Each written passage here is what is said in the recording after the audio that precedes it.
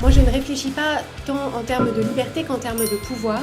Pour moi, la liberté, elle découle du pouvoir que j'ai sur ma propre vie.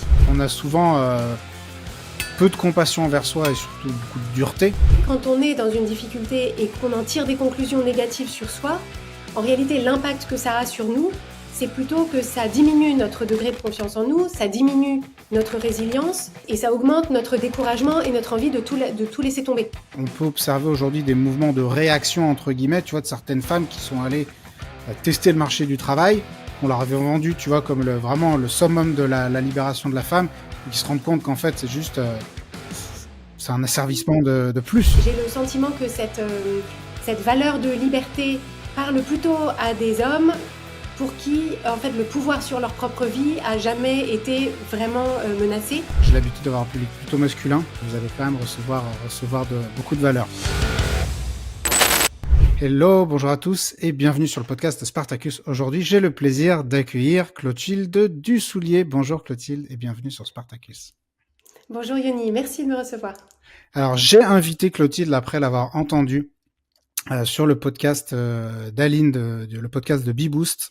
Et j'ai beaucoup aimé ton intervention. On se connaissait pas du tout. Je trouvais que c'était super clair, que le propos était sans fioriture et allait droit au but. Et tu t'exprimais super clairement. Et c'est tellement agréable de nos jours et rare. Je me suis dit, je veux inviter cette personne. Et donc, je suis ravi de t'avoir avec nous aujourd'hui. Merci. La barre est directement bien haut. Sans pression. J'ai intérêt à avoir tous les mots bien organisés dans ma tête. Sans pression, bien entendu.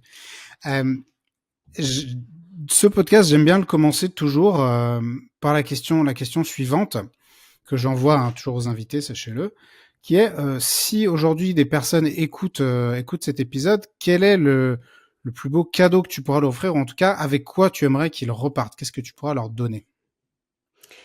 Ce que j'ai envie de donner aux personnes qui nous écoutent, comme j'ai envie de le donner d'une façon générale, c'est une invitation à se poser de bonnes questions. Je fais le constat que la plupart d'entre nous, et je pense parmi les personnes qui t'écoutent, souffront beaucoup d'un manque de ce que j'appelle le white space. Tu sais, en design, alors design d'intérieur ou design graphique, en fait, ce qui met en valeur les objets dans une pièce ou ce qui est écrit sur une page, c'est l'espace blanc, c'est l'espace vide. Et on mène des vies pour un tas de raisons où il y a très peu de white space, il y a très peu de cet espace cet espace de vide, alors qu'il est hyper important. Et d'une façon générale, j'essaye d'inviter encore et encore les personnes à protéger cet espace et à l'investir d'une façon qui leur correspond.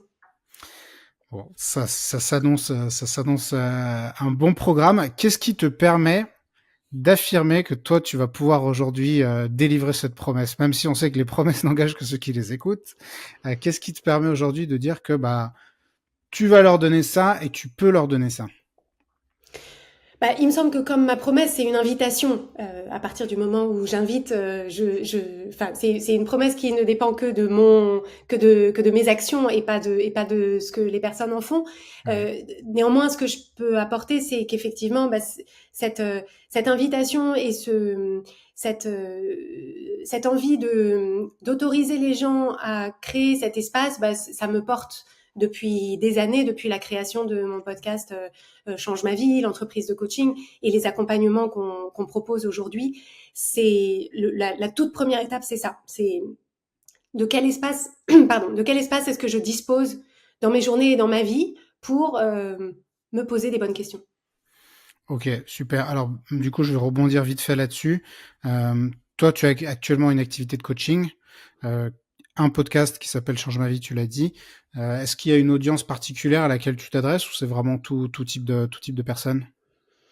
Les outils qu'on propose à la fois sur le podcast et dans notre accompagnement sont des outils qui permettent une compréhension de soi et des mécanismes de l'être humain qui sont très universels. Donc, il n'y a pas de cible particulière. Néanmoins, ce que je constate, c'est que par mon angle de vue et par mon approche, j'ai tendance, ça résonne tout particulièrement avec un profil que j'appellerais perfectionniste et hypersensible. C'est-à-dire, ce sont des personnes qui, donc la partie sensible, c'est des personnes qui ressentent beaucoup leurs émotions, qui ressentent beaucoup aussi ce qui se passe dans le relationnel, qui ont une bonne perception des émotions des autres, et donc parfois ça prend de la place quand on ne sait pas trop quoi en faire. Donc ça, c'est la partie vraiment sensible.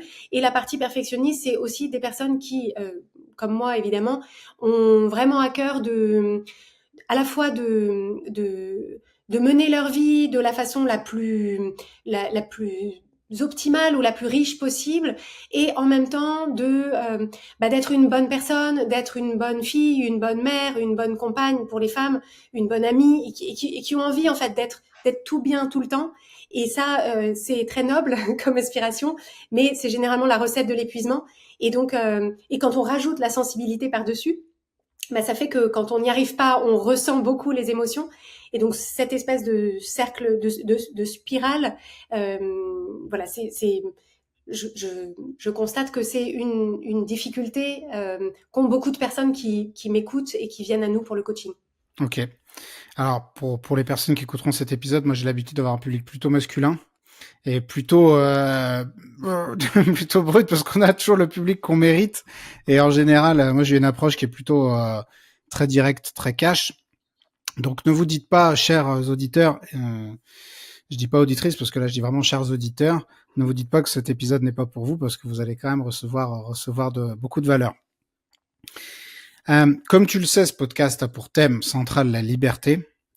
Et je t'ai envoyé une petite invitation à la réflexion en amont de cet épisode sur ta propre vision de la liberté. Quelle est, toi, la manière dont tu vois la liberté? Qu'est-ce que veut dire ce concept pour toi?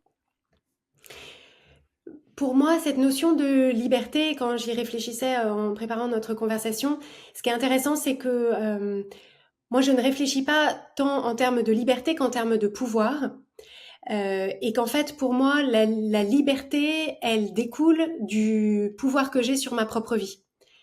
Et en fait, là où je trouve ça assez intéressant, c'est que tu parlais de tes auditeurs qui sont plutôt des hommes, et moi, mes auditrices qui sont plutôt des femmes. Et il y a une chose qui m'intéresse énormément, c'est les conditionnements sociaux qu'on reçoit, et notamment les différences genrées. Alors, ceci étant dit, ce sont des généralisations, et il n'y a pas c'est jamais blanc-noir, mais d'une façon générale. Et en fait, j'ai le sentiment que cette valeur de liberté euh, parle plutôt à des hommes pour qui, en fait, le pouvoir sur leur propre vie a jamais été vraiment menacé. Là où les femmes, d'une façon plus générale, sont souvent plus empêchées dans le pouvoir qu'elles peuvent avoir sur leur propre vie pour une variété de raisons et une variété de schémas de société, et où en fait la préoccupation, c'est plus comment est-ce que je vais pouvoir reprendre le pouvoir sur ma propre vie pour être libre, mais pas forcément en première intention une recherche de liberté. Ok. Je prends des notes au fur et à mesure. En général, ça m'aide, parce que quand les invités balancent beaucoup de réflexions, etc., qui sont sujettes à, tu vois, à discussion ou à relance, je me les note, parce que sinon, j'oublie. Je sens qu'il va y avoir potentiellement débat dans cet épisode. Avec plaisir. Mais j'espère que tu seras d'accord avec ça, parce que ok, donc reprendre le pouvoir sur sa propre vie, pour toi, c'est déjà ça le concept, un concept de liberté. En tout cas, c'est comme ça que tu l'envisages. Qu'est-ce qui te fait dire, par rapport à ce que tu viens de nous exposer à l'instant, qu'est-ce qui te fait dire que justement les femmes sont plus entravées entre guillemets que les hommes, ou en tout cas ont moins de pouvoir sur leur propre vie? Alors, il y a une variété de dimensions c'est à mon sens une observation qui est juste.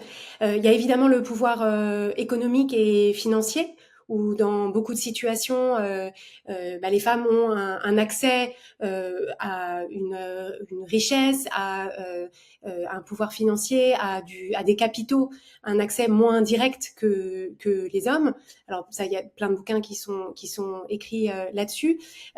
Que souvent au sein d'un foyer, en particulier un foyer hétérosexuel, c'est souvent la femme qui a un accès à la carrière, au développement professionnel et donc au développement économique moins direct que son conjoint masculin, si encore une fois c'est un couple hétéro. Et d'une façon plus générale, et là c'est plus en termes de place qu'on nous attribue dans la société, d'une façon générale, la narration qu'on propose à un petit garçon et à un jeune homme, c'est décide ce que tu veux faire et puis ensuite t'y vas, tu sors, tu vas te planter, c'est pas grave, tu vas te relever, vas-y mon fils. Là où le message que reçoit la petite fille puis la jeune fille, c'est euh, trouve quelqu'un pour t'épauler, donc mets-toi en couple, prends soin des gens autour de toi, assure-toi que tout le monde autour de toi se sent bien, ne prends pas trop la lumière, ne prends pas trop de place, ne parle pas trop fort, ne ris pas trop fort, etc. Et donc c'est un message qui est beaucoup plus qui est beaucoup moins finalement dans l'encouragement de la liberté justement, et qui est beaucoup plus ce que tu veux et ce dont tu as besoin, ça va être soumis il va y avoir des portillons, c'est-à-dire qu'il va y avoir des personnes autour de toi qui vont dire est-ce que ça t'as le droit, est-ce que ça c'est ok, est-ce que ça on va te juger, est-ce que ça on va trouver que t'es trop arrogante ou que t'es trop ambitieuse ou que t'es trop égoïste.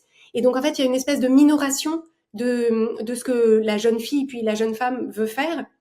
Et ça, une fois que c'est complètement internalisé, bah, c'est une sorte de prison intérieure.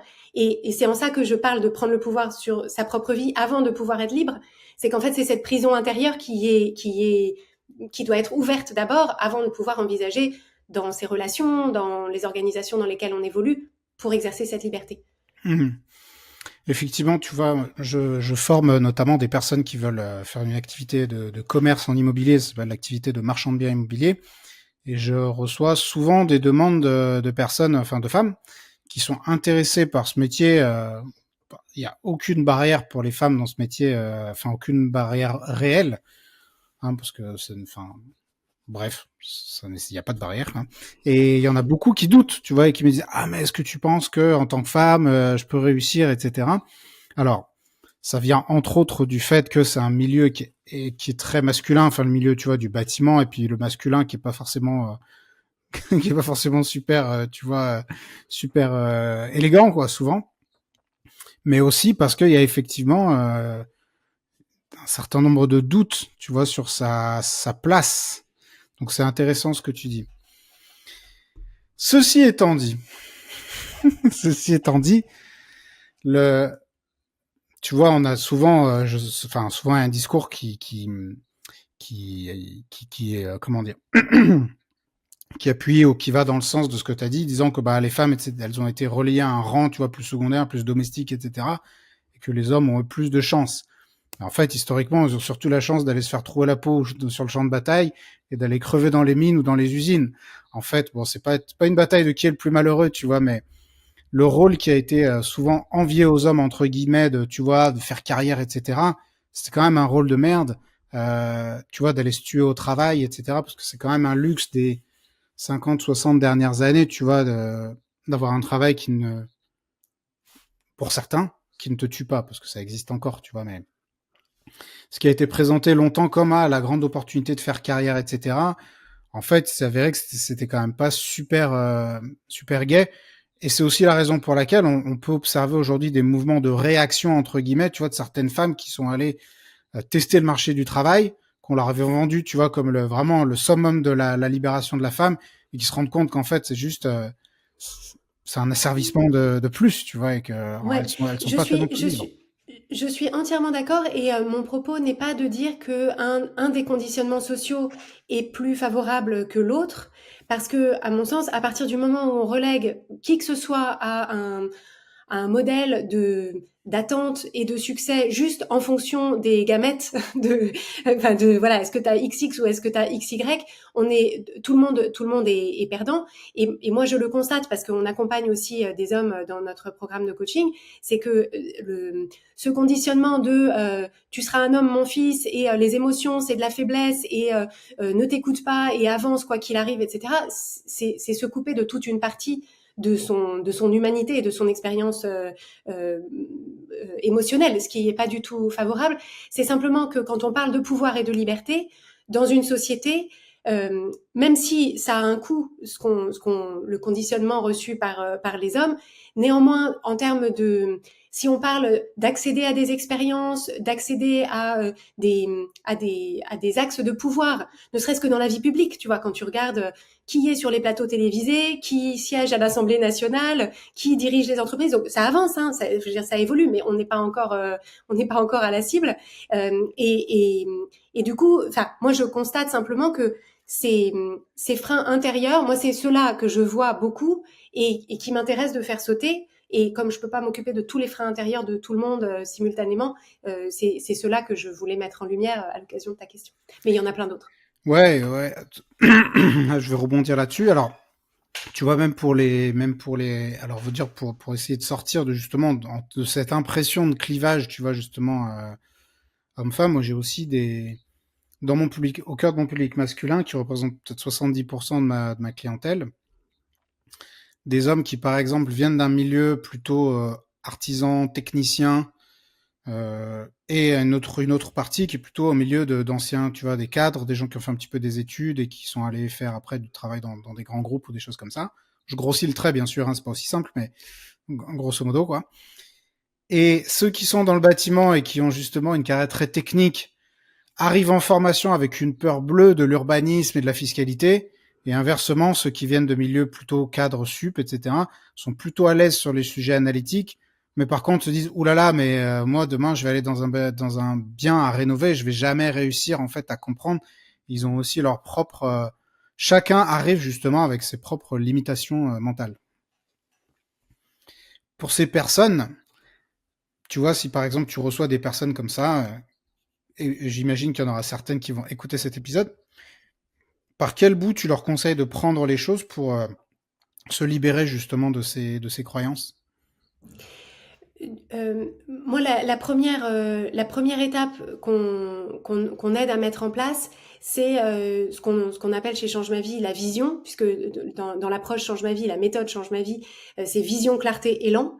Et en fait, la première étape, c'est d'aider les personnes, donc là les personnes dont tu parles en particulier, à être bien connectées à quel est l'objectif, c'est-à-dire qu'est-ce qu'on cherche à créer, par exemple en suivant la formation dont tu parles, parce qu'en fait dans le principe du parcours du héros ou du parcours de l'héroïne, le héros est capable de surmonter énormément de choses au nom de sa quête, au nom de son objectif. Et en fait, je remarque qu'il y a beaucoup de personnes qui sont face à un obstacle ou face à une difficulté et qui n'arrivent pas à la surmonter parce que soit il n'y a pas de réelle raison d'aller de l'autre côté, parce qu'en fait ils font ça parce qu'on leur a dit que c'était bien, on leur a dit que ça allait faire bien sur le CV, ou c'est un pote qui fait ça et donc ils se disent il faut que je le fasse aussi, ou alors ils ont perdu de vue qu'est-ce que c'était ce qu'ils cherchaient à créer, donc notamment en termes de liberté financière ou de flexibilité, ou j'imagine dans les cas que tu évoques toi. Donc la première chose, c'est de se dire tu vas être capable de surmonter ces freins et ces doutes à condition que tu te vendes à toi-même l'intérêt. Et comment est-ce que tu te vends à toi-même l'intérêt? C'est en te disant non mais en fait moi je veux surmonter cette réticence à faire de l'analytique ou cette réticence à faire du manuel et technique, parce que de l'autre côté il y a ce truc-là qui me fait hyper envie. Et en fait on le sent rien que, tu vois, quand j'explique ça, dans l'énergie dans mon corps, elle est complètement différente selon que je suis à la hauteur de l'obstacle ou à la hauteur de ce qu'il y a derrière l'obstacle. Donc ce serait ça ma première recommandation. Se reconnecter à un pourquoi qui soit fort. Oui, parce que s'il n'y a pas de pourquoi fort, l'humain il reste, il s'assoit devant devant l'obstacle et il regarde Netflix. Et comment s'y prendre? C'est-à-dire que, ok, moi j'écoute l'épisode, je me dis bon, Clotilde elle m'a l'air de dire des choses intéressantes, et je veux trouver un pourquoi qui soit suffisamment fort pour m'aider à dépasser les sujets du quotidien, les obstacles. Comment est-ce que je fais? Comment je m'y prends? Donc nous, on a développé une méthode. Alors, je me permets. Un coup de pub. Il y a le livre qui permet de. Bon. Enfin, j'ai voulu du coup expliquer en fait comment est-ce qu'on met en place ces éléments de vision, parce qu'en fait justement comme tu le dis, c'est ok, je commence par quoi? On a parfois l'impression d'avoir une espèce de toile de peintre qui est toute blanche et en fait je vais dessiner un truc et puis ça va être moche et ça ressemblera à rien. Donc en fait l'enjeu, c'est d'ouvrir justement cet espace de questionnement dont je parlais en début d'échange, et de commencer à collecter un peu par exemple, à l'échelle de la formation dont tu parles, en fait, qu'est-ce qui m'attire? C'est-à-dire, comment est-ce que j'imagine ma vie après, quand je serai marchand de biens? Qu'est-ce que ce sera mon quotidien? Pourquoi est-ce que ce quotidien-là, il m'attire? Qu'est-ce que en termes de relations avec les autres, en termes de développement professionnel, à quoi est-ce que ça va me permettre d'accéder? Et en fait, c'est de nourrir qu'est-ce qu'on est en train d'aller chercher derrière de l'autre côté de cette démarche. Moi, je conseille de le faire à l'écrit parce que ça permet déjà de bien ancrer, sans mauvais jeu de mots, ce qu'on se dit, puis ça permet d'y revenir aussi au moment où on le perd de vue.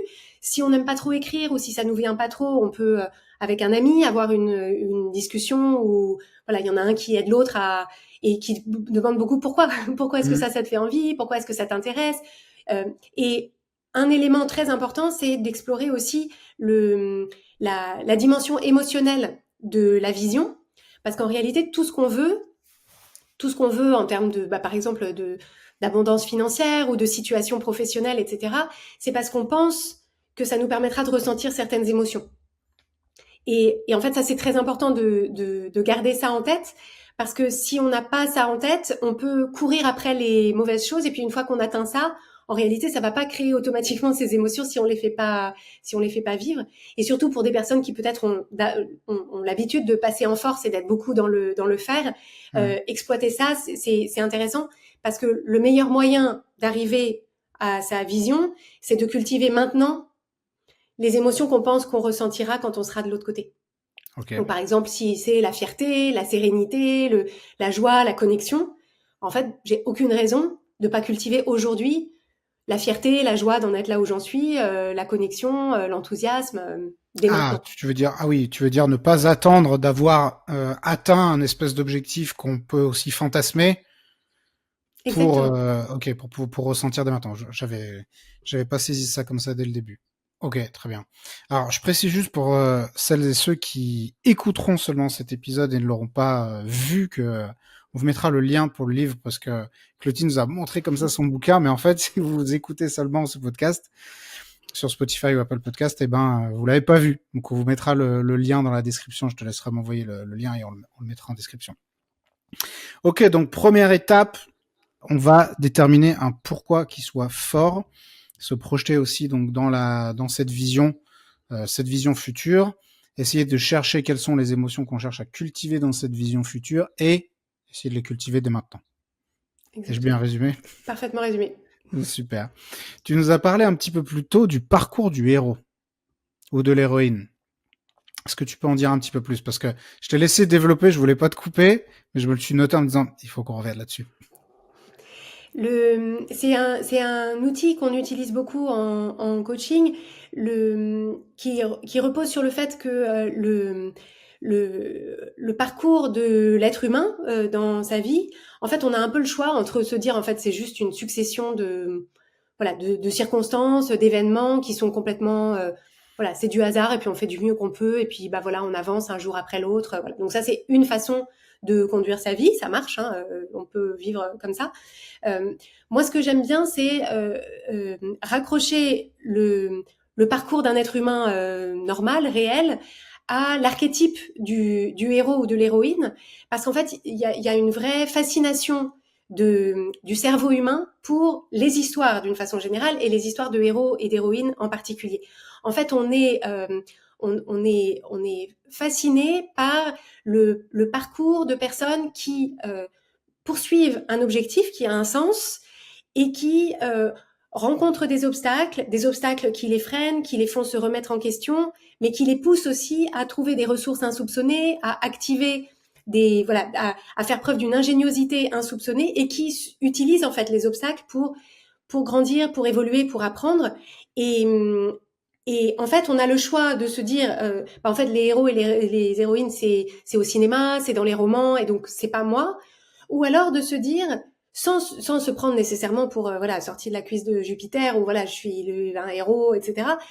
C'est plutôt de se dire, si ma vie était le parcours d'un héros ou d'une héroïne, à ce moment-là de son parcours, et notamment dans les difficultés, qu'est-ce que mon héros ou qu'est-ce que mon héroïne a besoin d'apprendre, à quelles ressources est-ce qu'il ou elle peut faire appel.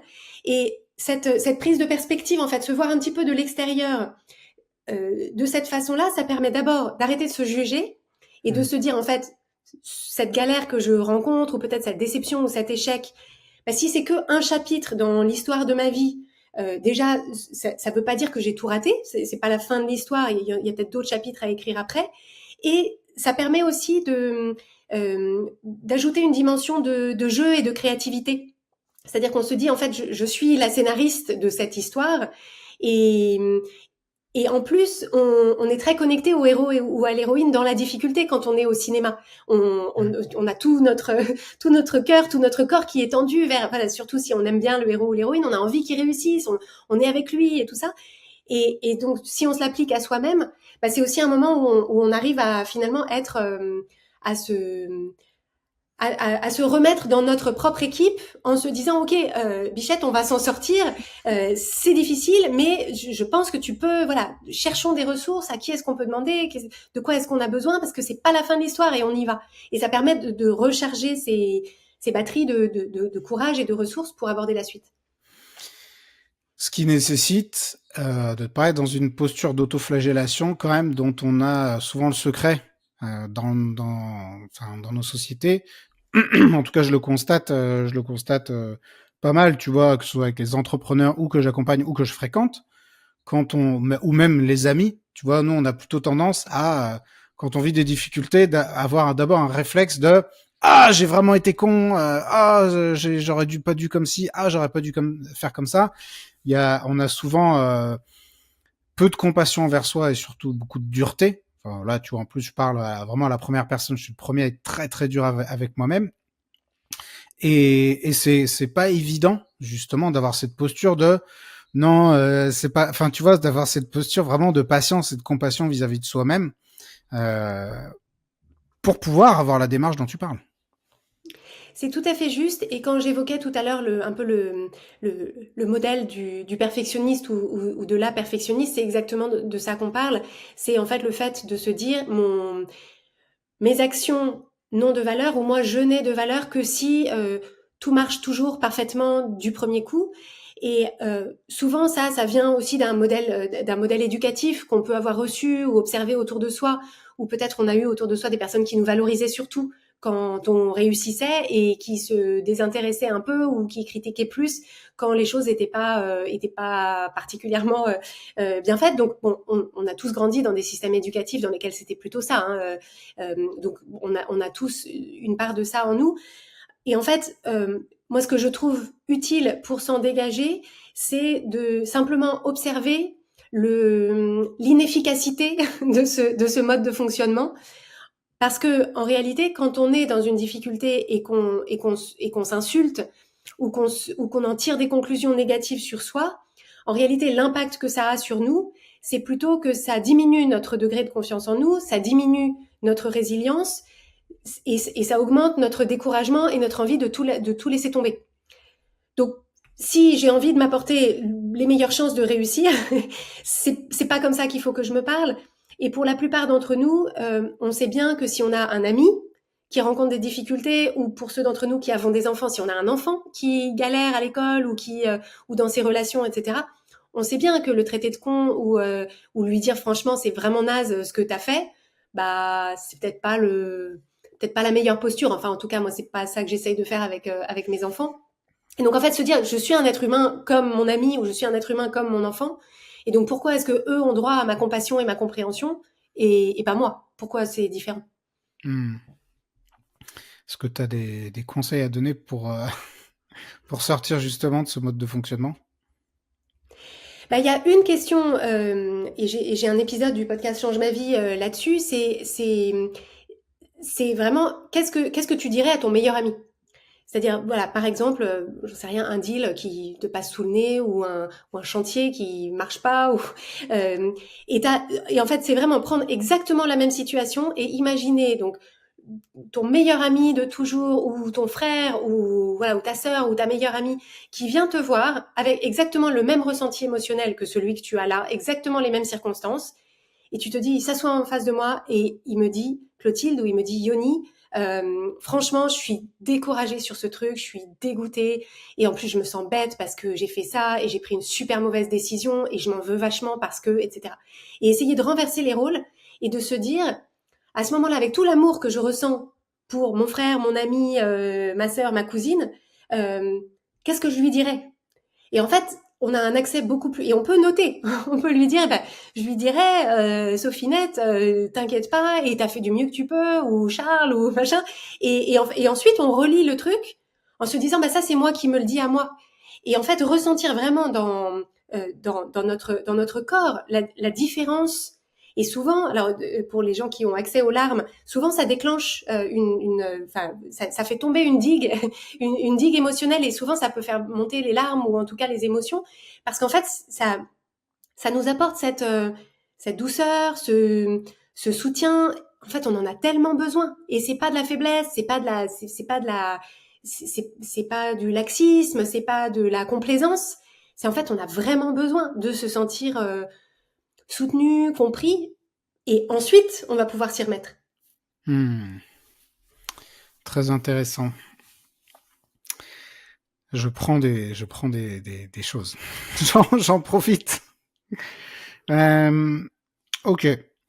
Je te propose qu'on revienne, si tu veux bien, à cette notion que tu as abordée au début de l'épisode, cette notion justement d'espace de vide dont les gens ont besoin et dont les gens manquent. Est-ce que tu peux développer un petit peu ce concept, nous expliquer l'utilité de la chose, et aussi, comme c'était un peu la promesse du début d'épisode, comment éventuellement y arriver à emménager?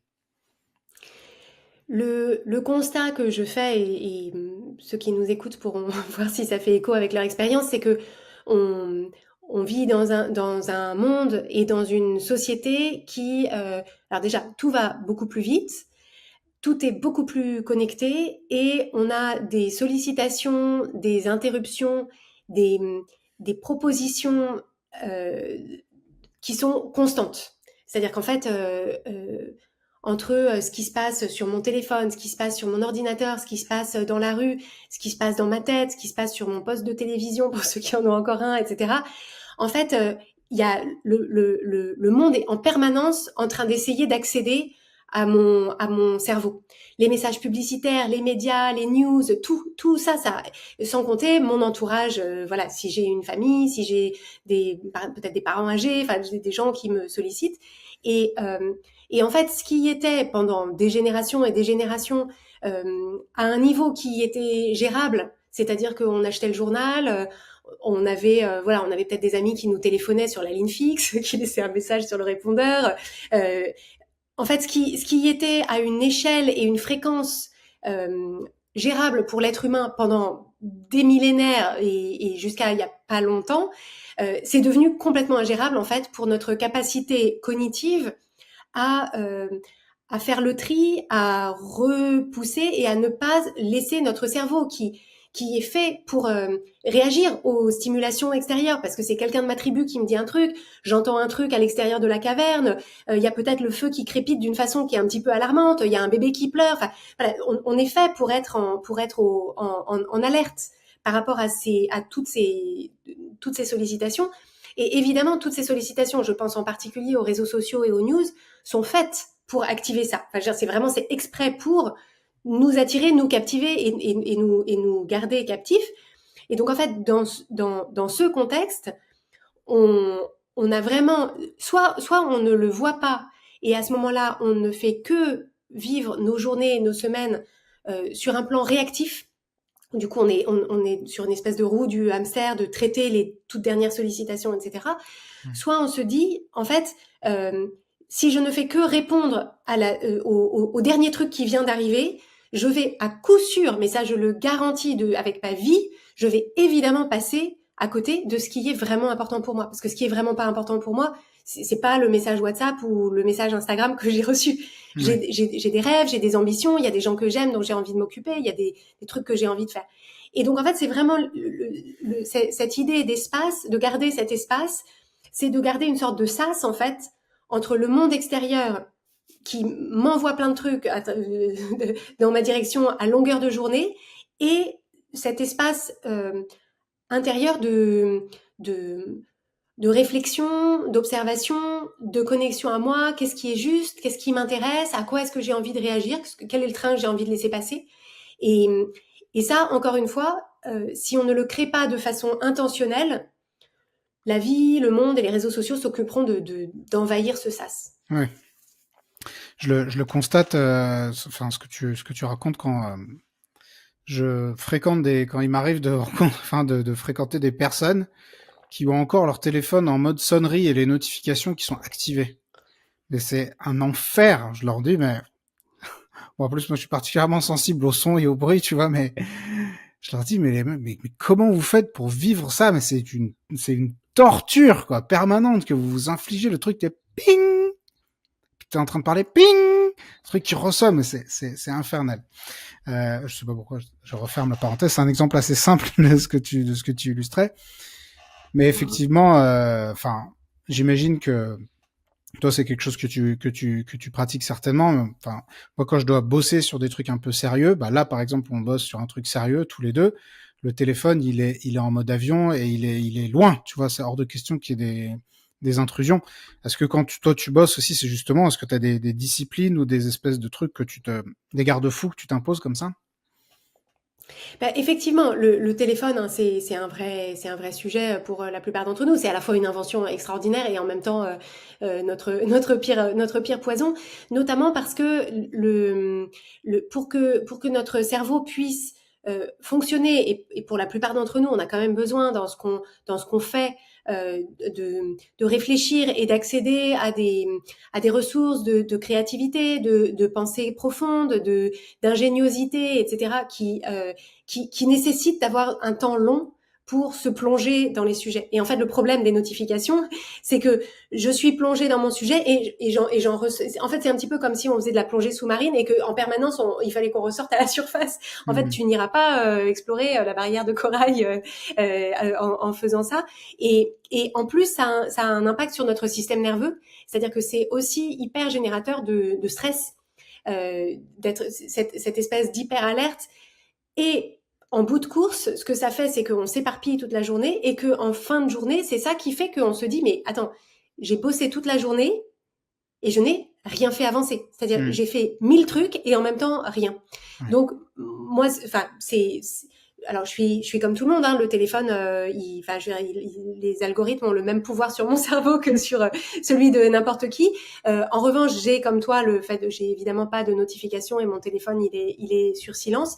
Et c'est un vrai effort intentionnel en début de journée de décider pour moi-même qu'est-ce que je veux faire avancer aujourd'hui, de quel temps est-ce que j'ai besoin de disposer pour faire avancer les choses, et en fait de poser une intention avant et à différents moments de la journée pour m'assurer que je reste sur les rails de la journée que j'ai eu envie de passer et de m'assurer aussi que je ne remplis pas cet emploi du temps à craquer.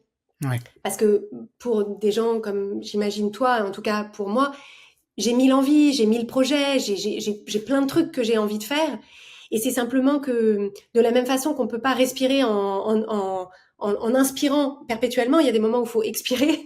Ben, en fait, c'est pareil. On peut pas être perpétuellement dans le faire. Il y a des moments où il faut être en phase d'intégration ou de jachère ou d'inspiration. Et ça, il faut apprendre à moduler son rythme. Ça recoupe ce qu'ont dit les deux premiers invités de ce podcast. D'abord, le premier, tu vas être contente parce que c'est pas un loser, c'est Éric Larchevêque, donc que j'ai reçu dans le tout premier épisode et qui, à un moment donné dans sa vie, s'est retrouvé à un espèce de carrefour où il savait pas trop, tu vois, quelle direction il voulait prendre, et il s'est mis dans son domaine et il a coupé du bois pendant des semaines et des semaines. Et lui prône beaucoup, enfin en tout cas, c'est un grand avocat du pouvoir de l'ennui. C'est-à-dire qu'il dit, bah en fait aujourd'hui on s'ennuie plus et en fait, cet ennui, entre guillemets, on le fuit par des distractions permanentes ou du divertissement qu'on essaie de faire rentrer. On ne s'autorise plus à s'ennuyer. Mais en fait, le cerveau a besoin de ces espaces. Il a besoin de cet ennui, effectivement, de cette jachère dont tu parles, pour pouvoir faire germer justement de nouvelles idées. Et la deuxième personne, mais avant de te dire qui est la deuxième personne, je te dis que j'ai beaucoup aimé l'analogie de la plongée où tu as besoin de sortir pour respirer tout le temps et je la pique aussi sec. La deuxième personne, c'est Laura Mabille, que tu connais certainement. Et donc Laura qu'on a accueillie dans le deuxième épisode et qui nous parlait aussi de l'importance, si on veut pas se faire voler sa vie, se faire voler sa vie à l'échelle de chaque semaine qu'on se fait piquer en fait par les contingences qui viennent s'incruster dans notre emploi du temps, c'est de mettre une intention claire et de planifier sa semaine. Tu vois, de se dire le dimanche, je prends une demi-heure ou même un quart d'heure, franchement, ça prend pas très longtemps. Se dire quelle est mon intention cette semaine, quel est le projet que je veux vraiment faire avancer, et de se réserver des plages, de les sanctuariser, quoi. C'est-à-dire que personne n'a le droit de vous déranger dans ces plages-là. Et c'est peut-être, et je finis ce monologue, je finis ce monologue dans un instant, par rapport à ce que tu dis, c'est peut-être la raison pour laquelle aujourd'hui, je sais pas si tu partages cette impression, mais il y a beaucoup de gens avec lesquels je discute qui me disent qu'ils deviennent ultra productifs quand ils ont des voyages en train qui sont un peu longs. Je te vois sourire. Alors maintenant, il y a le Wi-Fi. Non, mais il y a le Wi-Fi dans le train maintenant. Alors ça a tout gâché.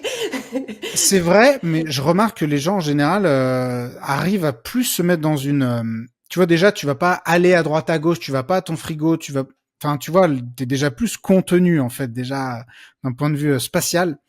Et les gens vont plus se mettre sur une tâche et boum, tu vois, abattre de la tâche dans le TGV. Oui, je crois qu'en fait, il y a aussi le côté quand je dis à mon entourage ou aux gens avec qui je travaille que je vais être dans le train, les gens ils attendent rien de moi parce que ils savent que je suis 3 heures dans le Paris-Aix et je pense qu'il y a un phénomène aussi. Donc t'as raison, il y a le côté géographiquement je suis dans mon siège et puis je vais pas me balader partout, mais en plus on me laisse, on m'interrompt pas parce qu'on sait que je suis dans le TGV. Ouais, puis en plus, même si l'envie te prend d'à passer un coup de fil, en fait, ça coupe toutes les 2 secondes C'est parce que t'es au tellement milieu de galère. nulle part, donc C'est ça. c'est plus énervant qu'autre chose. Donc prenez le train plus souvent, Exactement. et puis même quand tu bosses pas, tu vois, tu regardes le paysage passer avec les petites vaches comme ça, c'est sympa comme tout et c'est toujours un peu inspirant. Je vais te poser des questions. Alors là, pour le coup, sachez, chères auditrices et auditeurs, que Clotilde n'a pas du tout été préparée à ces questions. T'inquiète, c'est pas Je des crains le questions pire. pièges, hein, mais c'est des questions qui peuvent être D'accord. un petit peu complexes. Dans le dernier épisode qui est pas encore sorti, à l'heure où on enregistre, j'ai accueilli ici Fabien Matt, que tu connais aussi très bien, et il a été un peu saisi par les questions. Quel a été un moment clé dans ta vie où tu t'es senti vraiment libre?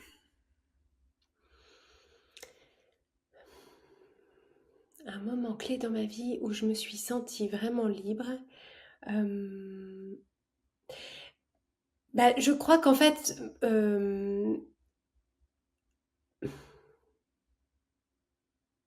je crois que c'est le fait de plus être salarié pour moi, qui a vraiment. Je crois que j'ai un tempérament avec un très grand besoin d'autonomie et de mener ma barque. Ok. Et en fait, du coup, je pense que j'étais vraiment faite pour. Alors, j'ai d'abord travaillé à mon compte avant d'être vraiment dans un mode entrepreneur, au sens construire une entreprise avec une équipe, etc. Mhm. Euh, mais, mais moi, dans ma vie, le fait d'avoir le pouvoir de décider, tu vois, c'est marrant parce que tu me parles de liberté, je te reparle de pouvoir, le Mhm. pouvoir de décider comment sont structurées mes semaines, qu'est-ce que j'ai envie de faire, quel projet j'ai envie de poursuivre, etc. Pour moi, c'est ça ma plus grande source de liberté. Parce que si tu es d'accord pour qu'on gratte un peu ce sujet, euh, toi tu viens du monde du salariat, ensuite tu es passé freelance et ensuite tu as créé ton entreprise, si je comprends bien? Alors en fait, moi, mon parcours, je suis ingénieur en informatique de formation. Ok.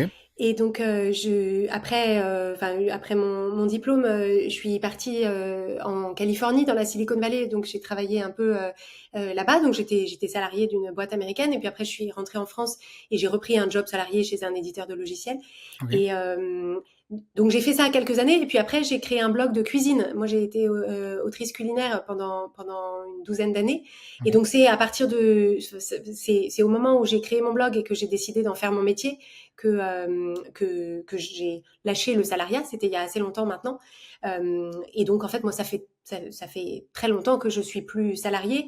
Donc mon mode de fonctionnement normal il est d'être à mon compte, mais pendant longtemps j'étais autrice culinaire et c'est plus un job c'est on parlait pas de solopreneur à l'époque, mais c'est plus un job de freelance. C'est-à-dire que j'avais mon blog et puis je faisais des prestations. Alors j'étais pigiste pour des publications, puis je faisais des prestations voilà, de création de culinaire, etc. Et c'est vraiment autour du projet Change ma vie que j'ai construit une équipe et commencé à embaucher. Et pour moi, c'est plus ça le, c'est plus ça que j'appelle être entrepreneur. C'est-à-dire il y a Mhm. vraiment une entreprise. C'est pas l'entreprise, c'est Oui. pas moi. Il y a une structure, il y a des salariés, il y a voilà. Ça fait combien de temps que ton entreprise actuelle existe? Alors, Change ma vie, j'ai créé il y a 7 ans et demi et l'équipe telle qu'elle existe aujourd'hui, j'ai commencé à la constituer début 2020, Ok, juste à l'aube du Covid. ouais, C'était au fun. bon moment, au bon moment.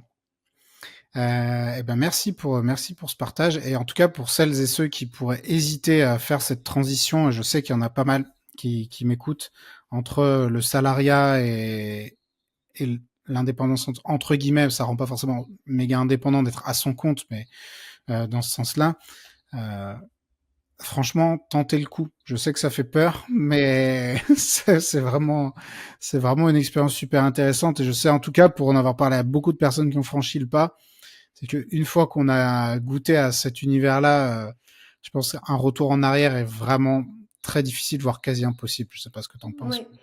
En fait, il y a une chose qui me paraît parfois problématique dans le discours ambiant autour de l'entrepreneuriat, c'est cette glamourisation de l'entrepreneur où ce serait la liberté absolue justement puisqu'on en parle. Mhm. Et en fait, pour moi, il n'y a pas une situation qui est nécessairement plus favorable que l'autre. Je pense qu'il y a une situation qui correspond mieux à certains tempéraments. Mais pour moi, ce qui est important à comprendre, c'est que c'est une question de choisir ses contraintes. C'est-à-dire que quand on est salarié, on a des libertés et des contraintes qui sont d'une certaine nature. Quand on est entrepreneur, on a certains plans qui sont des plans de liberté et d'autres plans qui sont des plans de contraintes. C'est pas les mêmes. Et donc, en fait, l'idée, c'est de se dire, en termes d'équilibre, liberté, responsabilité, contrainte, Mhm. est-ce que c'est plutôt le mix salariat qui me correspond aujourd'hui dans ma vie, hein, d'ailleurs, parce qu'on peut enchaîner dans les deux sens, ou est-ce que c'est plutôt le mix de l'entrepreneur? Je suis tout à fait d'accord. Je pense que c'est exactement la formule que j'ai utilisée avec Fabien. C'est-à-dire, bah, c'est vraiment un choix de contrainte. Et effectivement, il n'y a pas de solution ultime. Enfin, c'est pas genre le salariat c'est très mal et l'entrepreneuriat c'est génial. C'est vraiment, enfin, il y a chaque situation a son set de contraintes et d'avantages. Mais en tout cas, beaucoup de personnes peuvent avoir cette crainte ou cette peur et ça vaut le coup de tester. Alors, si tu pouvais changer une loi ou un principe social qui limite la liberté, quel serait-il? Euh, donc une loi au sens, un texte de loi. Hmm. Oui. Hmm,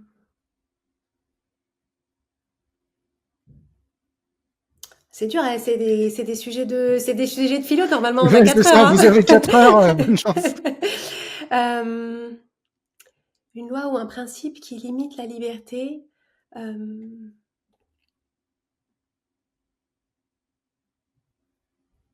Écoute, bah, moi je pense à des choses qui sont en termes de flexibilité dans certains types de relations, et je pense en particulier en termes de droit du travail ou de droit.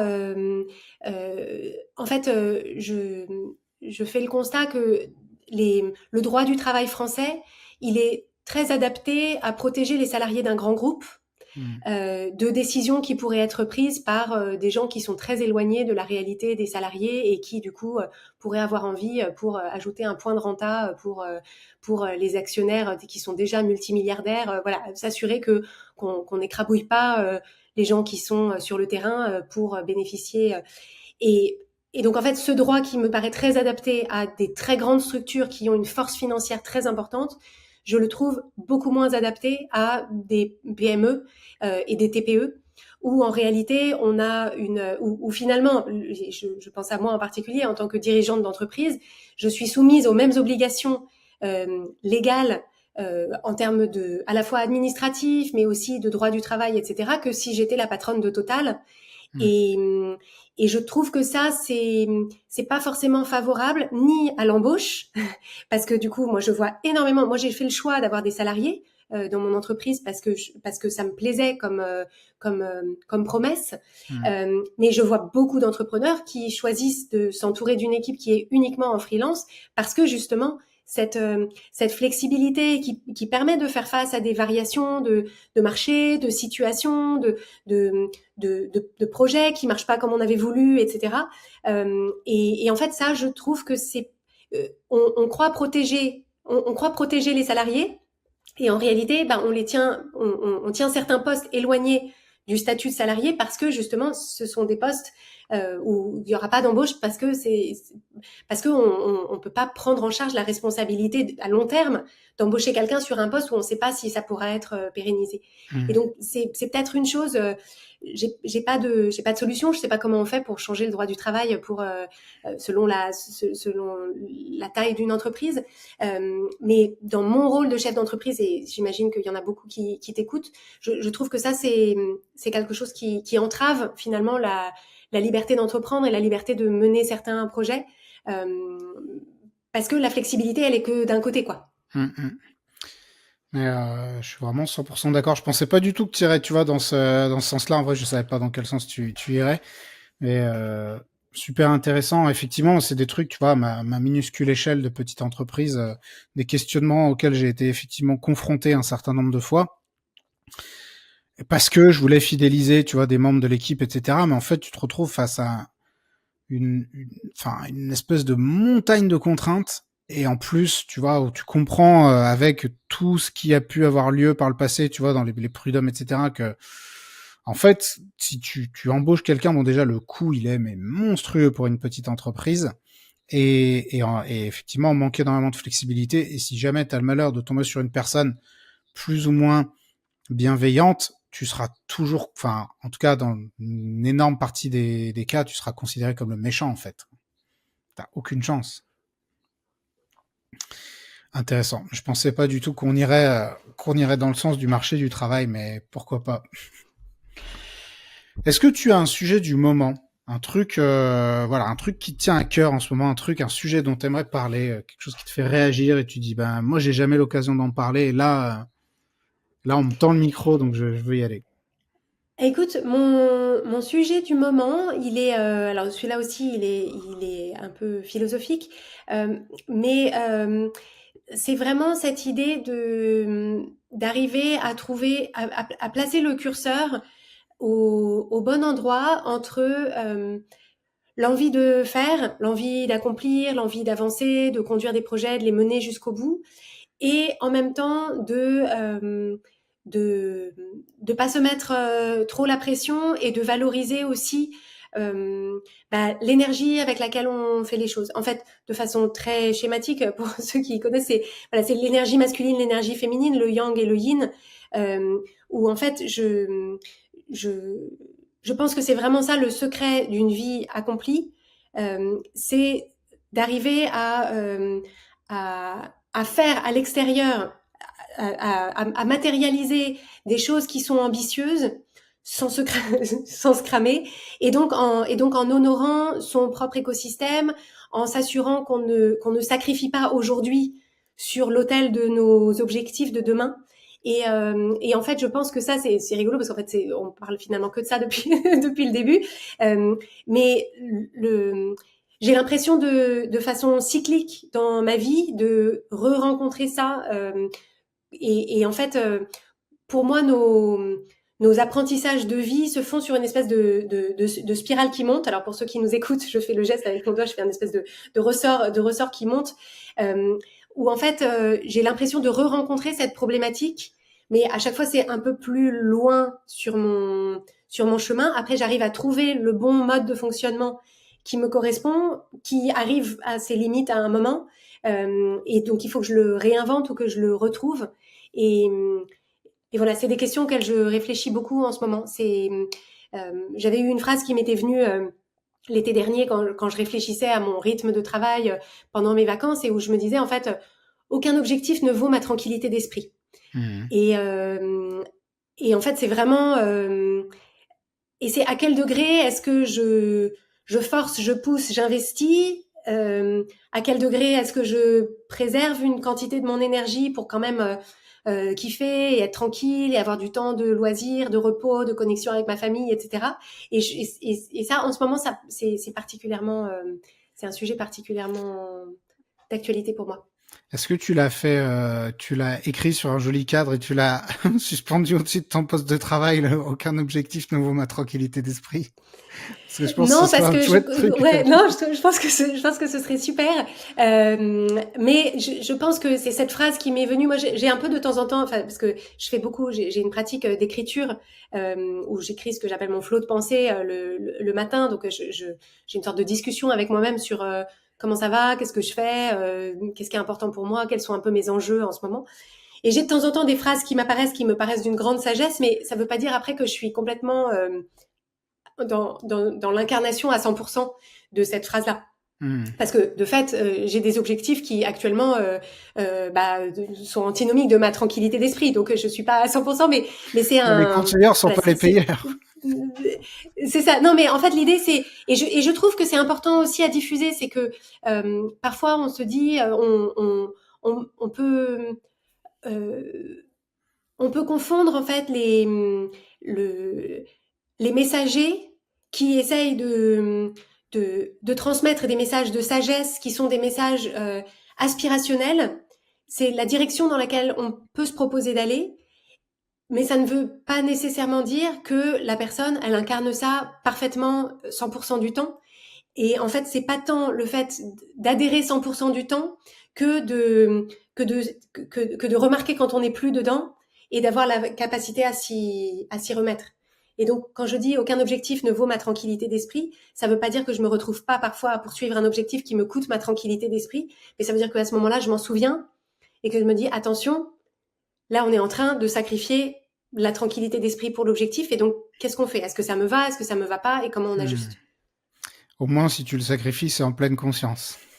Exactement, exactement. Et c'est quoi ton Non, mais objectif parfois il faut, hein. Ouais, bah oui, oui, oui, oui. Et si est-ce que tu as le droit de partager ton objectif phare du dernier trimestre 2024? Parce qu'on tourne cet épisode le dernier jour de septembre 2024. Nous, ce sur quoi on travaille depuis quelque temps, c'est on organise régulièrement dans l'année des événements qui s'appellent la Semaine Change ma vie, Ok. qu'on organise autour d'une thématique en particulier. Et donc là, je ne sais pas quand est-ce que cet épisode sera diffusé, mais on fait la Semaine Change ma vie autour du thème de l'épuisement, justement, mi-octobre. Et donc, je pense que c'est pour ça aussi que je réfléchis beaucoup à ces questionnements-là, parce que c'est une événementialisation pour nous qui est importante pour apporter des clés sur un sujet qui est vraiment tellement central dans la vie de tellement de gens. Donc c'est ça mon objectif, c'est de pouvoir orchestrer cette semaine change ma vie d'une façon qui permette vraiment de rencontrer les personnes qui nous feront confiance au cours de cette semaine et de leur apporter des vraies clés pour surmonter ça. Ok, super. Est-ce que tu aurais des recommandations culturelles pour les personnes qui vont écouter cet épisode? Alors quand je dis recommandations culturelles, c'est pas forcément, tu vois, quelque chose de très très noble. Ça peut être un film que tu as vu et que tu trouves vraiment chouette, un livre qui t'a marqué, une musique ou un morceau, une chanson que tu trouves vraiment très cool et tu dis il faut absolument que les gens la découvrent. Moi, j'ai envie de parler du livre qui est mon roman culte depuis longtemps et en fait où l'actualité cinématographique me l'a un peu volé entre guillemets, c'est le Comte de Monte Cristo. Ok. Et en fait, moi, j'ai lu le Comte de Monte Cristo quand je révisais mon bac. Je suis tombée dans le Comte de Monte Cristo et j'ai lu ça d'une traite, alors que j'étais censée réviser mon bac. Et je l'ai relu ensuite régulièrement en essayant de laisser passer suffisamment de temps pour oublier tous les rebondissements de cette histoire qui est absolument fabuleuse. J'ai vu le film au cinéma que j'ai énormément aimé, ce qui est rare. Quand on a beaucoup aimé un roman, c'est rare d'aimer l'adaptation cinématographique. J'ai trouvé que c'était un film extraordinaire. Ça dure je sais plus, 3 heures et demie. Mais ça s'est fini. J'avais pas vu le temps passer, ce qui m'arrive jamais au cinéma. Donc, je le recommande aussi. Et je recommande, que vous ayez vu ou pas le film, de vraiment lire le livre parce que c'est encore mieux, c'est exponentiellement mieux le livre que le film, parce qu'évidemment dans le film, même 3 heures et demie, ils ont été obligés de couper plein de trucs, ils ont été obligés d'adapter des trucs. Moi, je suis pas forcément à 100%, mais vraiment le Comte de Monte Cristo, surtout pour les gens qui aiment. En fait, moi, ce qui me fascine dans ce roman, c'est le la suite dans les idées dont Edmond Dantès fait preuve, et le fait d'avoir construit une espèce de machine, de machination en fait, où c'est extrêmement savoureux de voir à quel point il a toujours 8 coups d'avance sur. Voilà. Donc après, c'est une histoire de vengeance, et donc moralement, on peut se poser la question est-ce que la vengeance est une bonne énergie, etc. Donc il y a des questionnements, mais voilà. Pour moi, c'est vraiment un roman extraordinaire et je le recommande à tout le monde. Super. Est-ce qu'il y a une question que tu aurais aimé que je te pose aujourd'hui et que je ne t'ai pas posée? Écoute, non, j'ai bien aimé tes questions. Je les ai Ok, trouvées intéressantes et donc ça me va. parfait. Est-ce qu'il y a un mot de la fin que tu aimerais donner, ou est-ce que déjà, si des personnes souhaitent entrer en contact avec toi, comment est-ce qu'elles peuvent te joindre? Eh bien, on va préparer, si tu es d'accord, une page sur changemavie.com/Spartacus, Ouais. qui sera du coup là, un lien tout simple pour que les personnes qui nous écoutent puissent venir retrouver. Du coup, il y aura le lien de mon Instagram, le lien de mon livre si ça les intéresse, le lien de ressources qui peuvent entrer en complémentarité avec ce qu'on a évoqué aujourd'hui. Donc ils pourront retrouver ça là. Mais moi alors pas exactement le mot de la fin, mais l'invitation que je veux renouveler, c'est vraiment que les personnes qui nous écoutent puissent chacune se poser la question, voilà, dans mon quotidien ou dans ma semaine, quel espace blanc est-ce que je crée et est-ce que je le protège suffisamment, et est-ce que je peux même 5 minutes, hein, même 5 minutes par jour, c'est déjà un challenge pour beaucoup de gens, parce que parfois on a l'impression que du coup faut louer un chalet à la montagne ou voilà, et aller s'exiler pendant 6 mois à couper du bois comme tu le disais. Et en fait, pour moi, cette résistance ou cette liberté, elle s'exerce. Ça peut commencer petit. Moi, il y a une chose que j'ai remarqué, c'est que j'avais tout le temps un podcast dans les oreilles. Et parce que j'adore les podcasts, et loin de moi l'idée de détourner les gens des podcasts de qualité, mais en fait je me suis rendu compte que j'avais tout le temps un truc qui me parlait. C'est-à-dire que soit je parle à des gens, soit je me parle à moi-même, soit j'ai un podcast qui me parle dans l'oreille. Et du coup, je fais attention maintenant. Par exemple, quand je dépose mon fils à l'école, sur le chemin du retour, je m'écoute réfléchir, et c'est pas mal aussi. Parfait. Ça me semble être un mot de la fin excellent. Je ne rajouterai donc rien.